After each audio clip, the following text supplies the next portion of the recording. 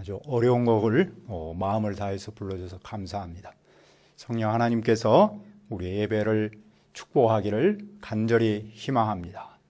우리 요절 말씀 22장 1절을 같이 한번 읽겠습니다.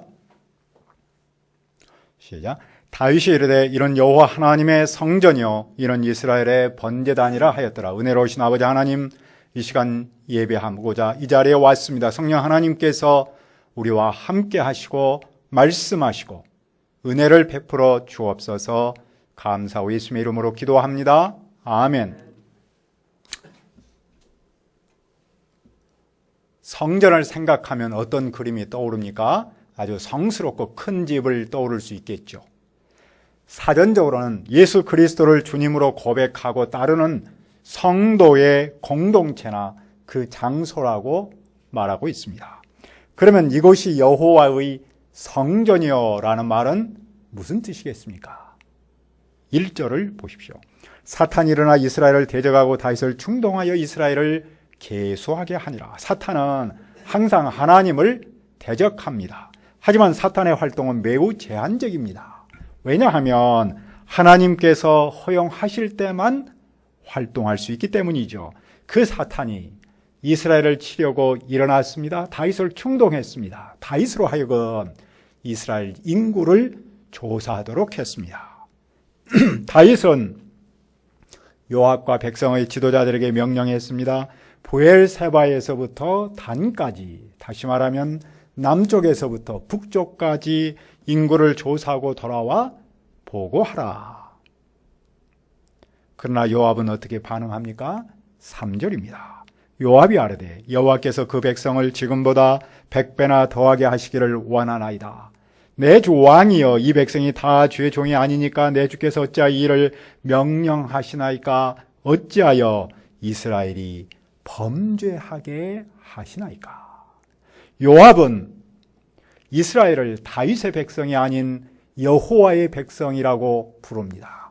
그리고 여호와 하나님께서 그 백성을 100배나 더 크게 하실 것을 바랍니다. 무엇보다도 다윗은 인구조사가 이스라엘을 죄짓게 한다는 사실을 강조합니다. 일반적으로 인구조사를 군사적 목적, 성소 세금 부과, 땅의 거주민, 레위 사람 조직, 성전 건축 등을 할 때 했습니다. 하지만 여호와께서는 그 인구조사를 엄격히 제한하셨습니다. 다윗은 왜 이 시점에서 인구조사를 했습니까? 그는 군대를 늘리려고 했습니다. 그는 백성이 자신의 백성이 아니라 여호와의 백성이라는 사실을 잊어버렸습니다. 그는 군대를 믿기보다도 여호와를 의지해야 한다는 사실을 놓쳐버렸습니다. 여호와가 아닌 군대를 의지하는 그것이 여호와께 죄를 짓는 것입니다. 왜냐하면 그것은 하나님을 믿는 것 대신에 자신을 믿는 것이고 교만을 나타내는 것이기 때문입니다. 그런데도 다윗은 얼마나 강경했습니까? 다윗은 요압에게 이것은 어명이다 라며 압박을 하자 요압도 어쩔 수 없이 순종했습니다. 그러나 그는 왕의 명령을 마땅치 않게 여겨서 레위와 베냐민 사람은 조사하지 않았습니다. 하나님은 그런 다윗의 행위를 어떻게 여기셨습니까? 하나님은 악하게 여기셨습니다. 이스라엘을 치셨습니다. 그러자 다윗은 하나님께 아뢰입니다. 내가 이 일을 행함으로 큰 죄를 범하였나이다. 이제 간구하오니 종의 죄를 용서하여 주옵소서. 내가 심히 미련하게 행하였나이다. 다윗은 하나님의 심판 앞에서 자신의 죄를 인정하고 고백하고 용서를 구합니다. 여호와는 어떻게 응답하십니까? 선견자 갓을 보내 3가지 벌 중에 하나를 선택하도록 합니다. 그 3가지 벌은 3년 기근, 3개월 적군에게 패함, 3일 동안 여호와의 칼, 즉 전염병을 내리는 겁니다. 다윗은 여호와의 궁유를 의지하고 3번째 심판을 택했습니다. 여호와께서 이스라엘에 전염병을 내리시니 7만 명이 죽었습니다. 다윗의 죄는 이스라엘의 죽음을 가져왔습니다. 하나님은 예루살렘을 멸하라고 천사를 보내셨는데 그때 무엇을 합니까? 21장 15절을 읽읍시다. 하나님이 예루살렘을 멸하러 천사를 보내셨더니 천사가 멸하라 할 때 여호와께서 보시고 이 재앙 내림을 뉘우치사 멸하는 천사에게 이르시되 족하다 이제는 내 손을 거두려 하시니 그때 여호와의 천사가 여붓 사람 오르난의 타작마당 곁에 선지라. 뉘친다. 이 말은 후회하셨다라는 뜻입니다. 하나님은 심판받는 예루살렘을 생각할 때 마음이 아프셨습니다. 그래서 심판을 멈추도록 하셨습니다. 당신의 뜻을 바꾸셨습니다. 이 하나님은 어떤 분입니까? 하나님은 죄를 심판하십니다. 동시에 하나님은 심판을 스스로 뉘우치십니다. 하나님은 죄를 회개하면 그 죄를 용서합니다. 하나님께서 심판하시는 그것을 뉘우치시고 그들의 죄를 용서하시는 것은 하나님께서 하신 약속을 지키기 위함입니다. 하나님은 일찍이 다윗에게 이렇게 약속하셨죠? 한 왕조를 세우겠다. 그런데 하나님께서 다윗의 나라를 심판하면 그 약속을 지킬 수 없습니다. 하나님은 그 약속을 지키기 위해서 다윗의 죄를 용서하십니다. 그만큼 하나님은 신실하신 분이죠. 변하기 쉬워 보이는 곳에서 절대로 변할 수 없는 성품을 가진 분이 바로 우리의 하나님 여호와이십니다. 그때 다윗은 무엇을 합니까? 그는 여호와의 천사가 칼을 빼서 예루살렘 하늘을 향하여 편 것을 보았습니다. 그는 장로들과 함께 얼굴을 땅에 대고 엎드려 기도합니다. 그는 인구 조사를 하도록 지시한 사람도 자기이고 큰 악을 저지른 사람도 자기라는 사실을 고백합니다. 양떼에게 잘못이 없으니 자기만 벌하고 양떼를 살려주도록 강조하고 호소합니다. 그는 참으로 좋은 목자입니다. 하나님은 그의 기도에 어떻게 응답하십니까? 21장 18절을 보십시오. 여호와의 천사가 갓에게 명령하여 다윗에게 이르시기를 다윗은 올라가서 여붓 사람 오르난의 타작마당에서 여호와를 위하여 제단을 쌓으라 하신지라. 다윗은 이제 제단을 쌓아야 합니다. 그것은 속죄 제사를 뜻합니다. 다윗은 여호와의 말씀대로 오르난의 밀을 타작하는 곳으로 갔습니다. 그는 그 땅을 상당한 값으로 사서 제사를 지내려고 합니다. 오르난은 당연히 마당은 물론이고 재물까지 다 공짜로 드리려고 하지요. 하지만 다윗은 그 땅은 물론이고 재물도 상당한 값을 주고 사서 제단을 쌓고 제사를 지냅니다. 그러자 여호와께서 하늘로부터 불을 내려 다윗에게 응답하셨습니다. 여호와께서 그 천사를 명하니 그가 칼을 칼집에 꽂았습니다. 여호와께서는 다윗의 제사를 받으시고 심판을 멈추셨습니다. 다윗은 여호와의 응답을 보고 그곳에 제사를 지냈습니다. 옛적에 모세가 광야에서 지은 여호와의 성막과 번제단은 그때 기브온 산당에 있었습니다. 산당은 높은 곳이라는 말입니다. 다윗은 여호와의 칼을 두려워하여 감히 그 앞에 가서 묻지 못했습니다. 그러나 다윗은 무엇을 고백합니까? 22장 1절을 다시 한번 읽읍시다. 시작. 다윗이 이르되 이는 여호와 하나님의 성전이요 이는 이스라엘의 번제단이라 하였더라. 다윗은 바로 이것이 여호와 하나님의 성전이고 바로 이것이 이스라엘의 번제단이다 라고 고백합니다.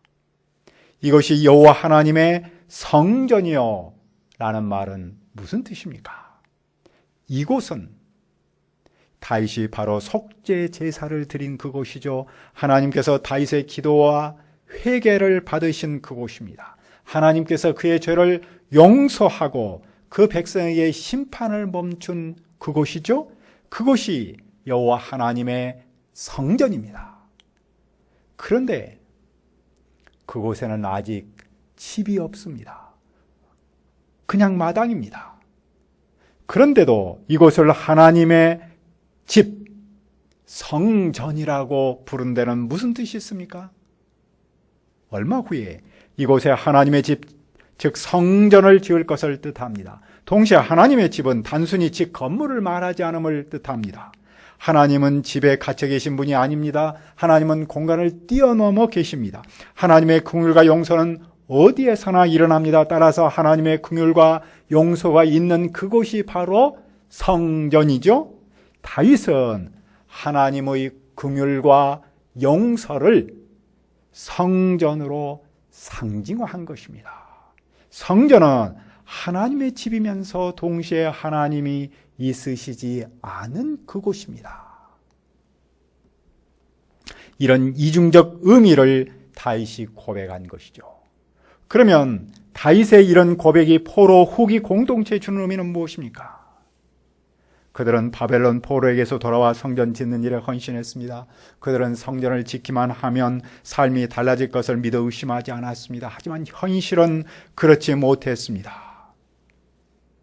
그들의 마음은 성전에서 점점 멀어졌습니다. 그들은 성전 예배를 소홀히 했습니다. 그들은 하나님의 긍휼과 용서를 점점 잊었습니다. 그런 그들에게 역대기는 성전에 관심을 품기를 바랍니다. 성전 예배를 회복하기를 권면합니다. 그렇다고 해서 건물 성전 자체를 강조하는 것은 아닙니다. 하나님의 긍휼과 용서를 기억하고 그것을 체험하기를 바라는 것이죠. 예배를 회복해서 하나님의 백성답게 역동적으로 살기를 권하고 있는 것이죠. 오늘 우리에게 주는 의미는 무엇입니까? 우리도 성전에 관심을 둬야 합니다. 성전 예배에 집중해야 합니다.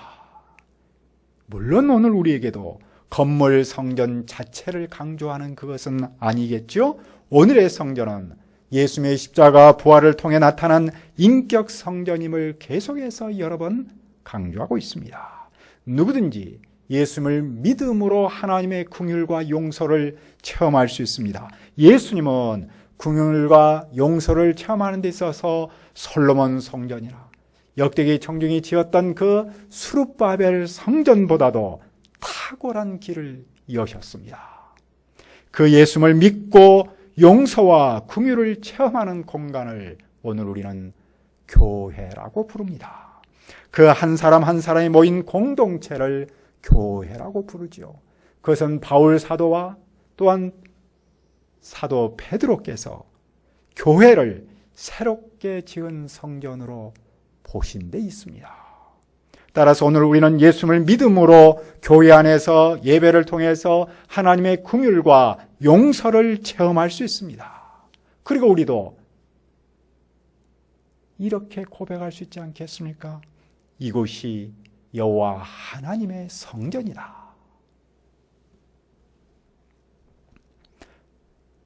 그동안 우리는 다양한 예배 형식을 경험했습니다. 표현 방식은 달랐어도 우리는 나름 마음을 다하여 예배했습니다. 교회를 사랑하고 공동체를 소중히 여기는 마음만은 분명했습니다. 우리가 이제는 대면 예배를 할 수 있는 환경을 맞이했고 대면 예배에 집중할 수 있게 되었습니다. 우리는 무엇보다도 동역자들끼리 서로 격려하고 교제하며 아름다운 공동체를 이룰 수 있게 되었습니다. 또 그 일에 힘쓸 수 있도록 은혜를 받았습니다. 우리가 우리의 교회와 예배에 집중하여 세상의 소금과 빛으로서 살면서 이 세상에 희망을 주는 그런 공동체로 자라기를 바랍니다. 다윗은 성전의 자리를 알고 난 후 무엇을 합니까? 그는 이스라엘에 사는 사람, 이방 사람을 모으고 석수를 시켜 성전을 건축할 돌을 다듬게 했습니다. 또 철과 놋을 준비하고 백양목을 수입했습니다. 그는 왜 이렇게 준비합니까? 22장 5절을 보십시오.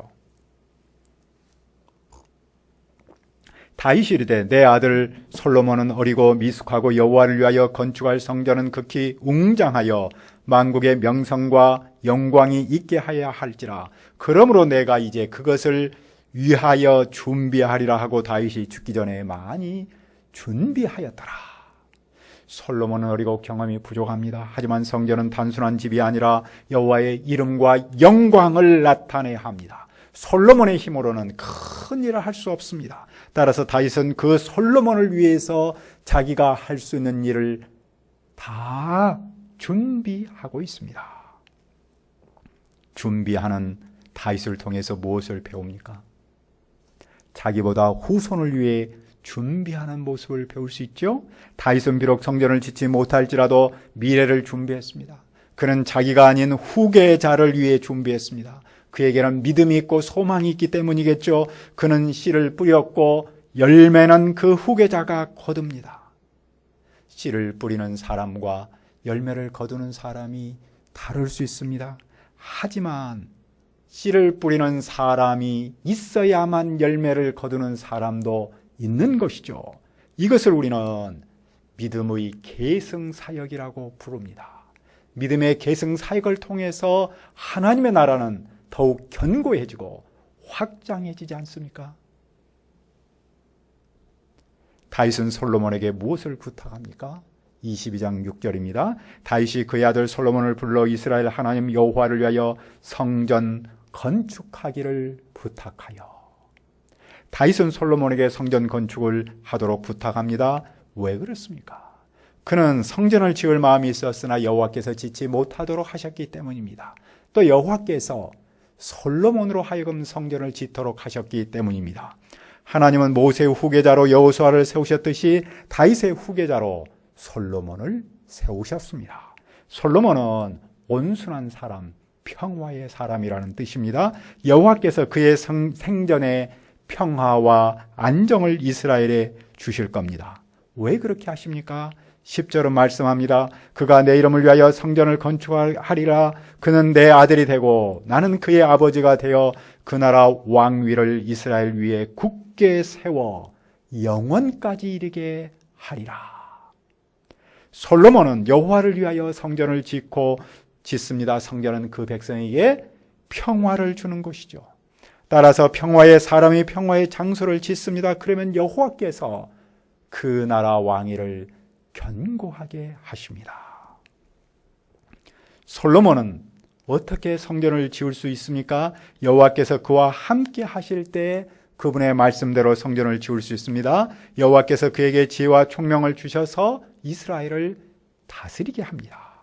그리고 말씀에 순종하도록 합니다. 솔로몬이 여호와의 말씀대로 살면 형통합니다. 그리고 강하고 담대하여 두려워하지 않고 놀라지 않습니다. 강하고 담대함은 하나님의 말씀대로 사는 데서 옵니다.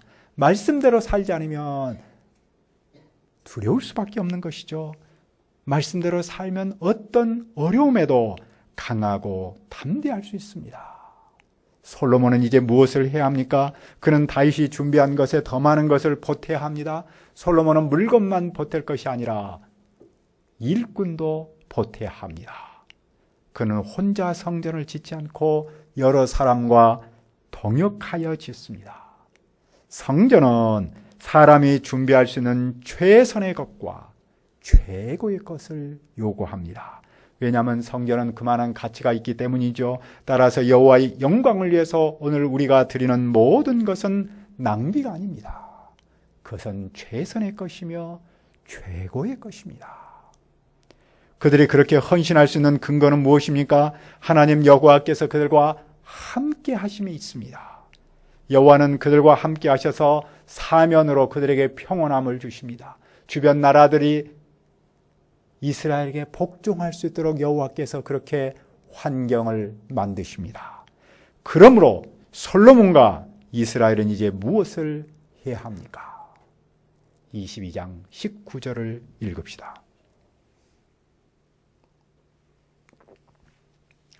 시작. 이제 너는 마음과 뜻을 바쳐서 너희 하나님 여호와를 구하라. 그리고 일어나서 여호와 하나님의 성전을 건축하고 여호와의 언약궤와 하나님의 성전을 기물을 가져다가 여호와의 이름을 위하여 건축한 성전에 드리게 하라 하였더라. 이 말씀에는 세 가지 명령형 동사가 나옵니다. 바치라, 일어나라, 그리고 건축하라입니다. 다윗은 가장 먼저 마음과 뜻을 바쳐야 한다라고 강조합니다. 마음을 바쳐야 성전을 지을 수 있고 예배할 수 있습니다. 마음을 바쳐야 긍휼과 용서를 체험할 수 있습니다. 마음을 바쳐야 일어날 수 있고 일어나서 성전을 건축할 수 있기 때문이죠. 그러면 이 말씀이 포로 후기 공동체에 주는 의미는 무엇입니까? 그들은 외형적으로는 제2성전을 이미 지었습니다. 따라서 바치라, 일어나라, 건축하라는 말을 문자적으로 적용할 수는 없습니다. 역대기가 그들에게 가르치려는 바는 성전에 대한 개념, 예배에 대한 자세를 새롭게 하도록 하는 겁니다. 그들은 성전을 지어놓고 자기 기대감과 맞지 않자 예배를 소홀히 했다고 말했습니다.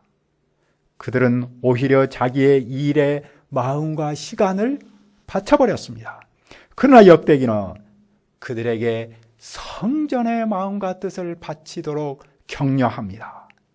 성전의 마음을 바치면 예배도 회복하고 긍휼과 용서도 체험할 수 있기 때문입니다.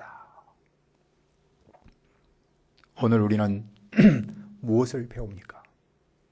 역대기의 청중이 겪는 문제를 우리도 겪을 수 있습니다. 우리도 삶의 현장에서 이런저런 이유로 예배를 소홀히 하기 쉽습니다. 교회에도 마음을 바치지 않기 쉽습니다. 자기 일에만 마음을 바치기 쉽습니다. 그러나 다윗은 솔로몬을 중심으로 그 백성이 성전에 마음을 바치기를 바랐습니다. 역대기도 그 청중에게 다윗의 메시지를 근거로 예배의 마음을 바치도록 격려합니다. 오늘 우리도 그 메시지를 적실하게 적용할 수 있습니다. 오늘 우리에게 성전은 어떤 곳입니까? 하나님께 기도하고 하나님의 긍휼과 용서를 체험하는 그곳입니다. 우리가 그 체험을 역동적으로 하는 그곳이 바로 교회입니다. 예배입니다. 우리가 예배의 마음을 바쳐서 긍휼과 은총을 체험하고 이곳이 하나님의 성전이다라고 고백할 수 있기를 기도합니다. 은혜로우신 아버지 하나님, 다윗을 통해서 또 역대기를 통해서 성전에 대해서 예배에 관해서 마음을 새롭게 하도록 하셔서 감사합니다. 주님, 우리가 하나님께 기도하고 하나님의 긍휼과 용서를 체험하는 예배에 힘써서 마음을 바쳐서 그 은총을 덧입게 하시고 더 나아가서 이 세상을 향해서 소금과 빛이요 희망을 주는 공동체로 자라도록 축복하여 주옵소서. 감사하고 예수님의 이름으로 기도합니다. 아멘.